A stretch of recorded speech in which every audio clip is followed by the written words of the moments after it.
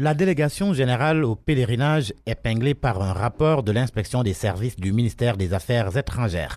L'observateur révèle que les constats faits dans la synthèse du rapport définitif de vérification du fonds d'avance du pèlerinage 2016 sont sans appel. Ils vont du paiement indu à des missionnaires au viol des dispositions du Code des marchés en passant par des surfacturations et autres fausses certifications de service. L'Obs fait aussi état de 11 700 litres de gasoil pour 2 voitures. Selon mon confrère, la mission a clos son exercice par une forte recommandation, mieux encadrer l'utilisation du fonds d'avance à régulariser.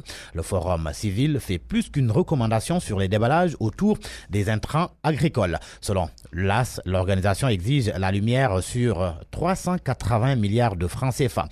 Birahim Seck, qui se prononçait sur la sortie de Moustapha Cissé Lo relative à la distribution des intrants agricoles, demande au président de la République de prendre des mesures dans ce sens. Pour lui, l'État a le devoir de publier la liste des bénéficiaires des intrants et autres semences.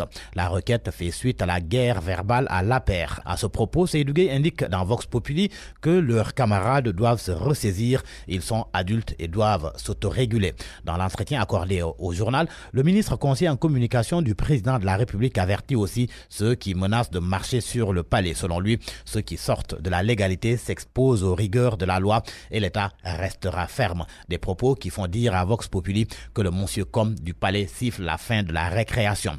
La fin de la récréation, le président va la siffler si l'on se fie bien sûr à Abdoumbo. Le quotidien se fait l'écho de ses propos hier dans Remue-Ménage de RFM. Le quotidien qui rapporte l'analyse de Momartiam sur la situation à l'APR et dans le pays. Mon confrère indique que l'ancien conseiller en communication de Ouad suggère à Macky Sall de faire attention au mouvement de contestation contre la hausse du prix de l'électricité et à mettre un terme au terrorisme verbal entre Moustapha Cissé Lo et Yakham Mbaye qui, à son avis, est en train de parasiter son action. Dans le Soleil, Alioune Fall, conseiller du président Macky Sall, évoque les mêmes sujets. L'APR et ses remous, les tensions sociales, le refus de débattre de l'éventualité d'un troisième mandat.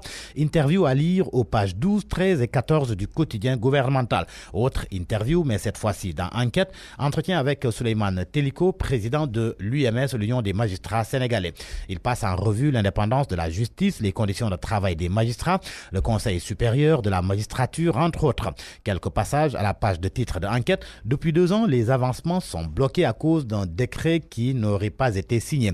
C'est une situation explosive. Les garanties d'indépendance de la justice n'existent que de nom. Le Conseil supérieur de la magistrature n'est pas en mesure de remplir l'objet principal pour lequel il a été créé. Son avis sur la grâce irrégulière de Mamadou Diallo, Souleymane Teliko répond que ce n'est malheureusement pas un cas isolé. Même interview à lire dans l'Observateur. Souleymane Teliko l'a accordé aux 2 journaux. À la une du quotidien Les Échos, hausse du prix de l'électricité, la Sénélec électrocutée, Maktar Cissé rattrapé par son passé. Pour Imam Diour, ils ont dilapidé l'argent et reviennent nous demander de cotiser. Moustapha Diakhaté exige l'annulation de la mesure. Houreye Sitiam demande sa suppression. Selon Houreye Sitiam, cette décision est folle. Elle est prise par des incompétents contre la majorité silencieuse. Moustapha Diakhaté, lui, note que la montagne de la violence sociale de la Sénélec a accouché d'une vive colère des populations. Source A rapporte aussi la sortie de Moustapha Diakhaté et fait état d'un message incendiaire. Le journal relève que désormais, l'ancien chef de cabinet du président tutoie Macky Sall. La preuve quand il dit, je le cite, « Les Sénégalais ne t'ont pas réélu pour obtenir des satisfecits du FMI, mais pour plus de la République sociale. » Source A se fait par ailleurs l'écho des confidences de Maître Madické Niang à des proches. D'émouvantes confessions selon mon confrère de ses comptes bancaires bloqués à la Banque de l'Habitat qui menaçait de saisir son immeuble quand il a mis en place le groupe de 4 candidats. Source A informe que Madické Niang est revenu sur les énormes brimades dont il a été l'objet et qui portent selon lui les empreintes du régime de Macky Sall. Sport, Record et Stade évoquent la blessure de Kalidou Koulibaly. Kalidou out jusqu'en 2020, affirme Record. Stade parle de contre-coup d'une surutilisation. Et pour terminer, le rappel adieu du directeur de publication de Walf Quotidien qui du reste porte le deuil. Abdourahmane Kamara est décédé hier. Camus rejoint Sidi, c'est le titre qui barre la une de Walf Quotidien, la presse orpheline d'un professionnel. Une pluie d'hommages dans Walf Quotidien du jour, mais aussi dans les autres journaux. Mort d'un pionnier, peut-on lire à la première page de Tribune, un monument de la presse s'effondre selon Libération.